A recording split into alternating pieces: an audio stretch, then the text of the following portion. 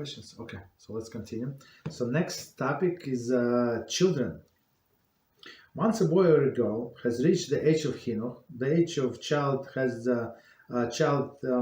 can understand that what he or she is doing is a mitzvah. Approximately 5-6 years old, he or she should be trained to mitzvah tzedakah. So they have little pushkas, and they put some quarters, some I don't know, nickels or something, right? So I mean, every day before they pray, whatever they do, so before they go into bed or in the morning, whatever they do, right? So you can train them from the early childhood. The child who earns money and has reached the age of chinuch should be taught to separate tzedakah. Okay. So one more time, child who earns money, working, right? And age of chinuch, meaning this 5-6 years old, should be taught to separate tzedakah.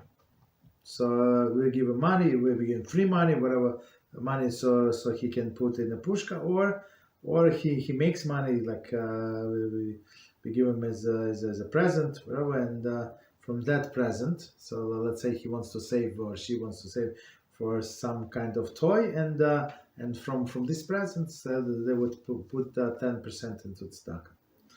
If child gives tzedakah only, if a child gives tzedakah, one may accept it from him provided that it's small amount, right? So, for example, somebody is collecting tzedakah and child brought 25 cents. So most likely it's his own money, right? And he would be allowed to give, and parents would not mind, right? They would actually maybe very proud of this guy.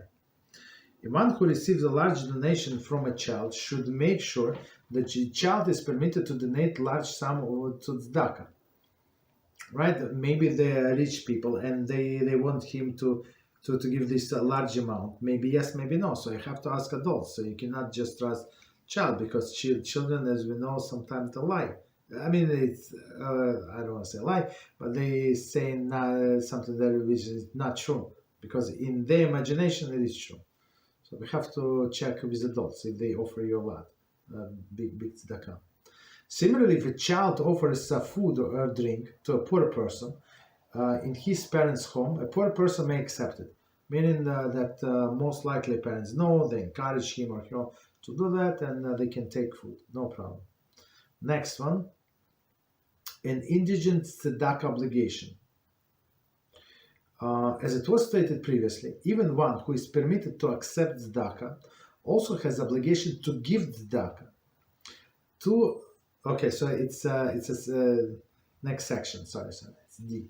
Okay, two indigent who acquainted can fulfill their mitzvah tzedakah by giving each other. Okay, so just as we so it's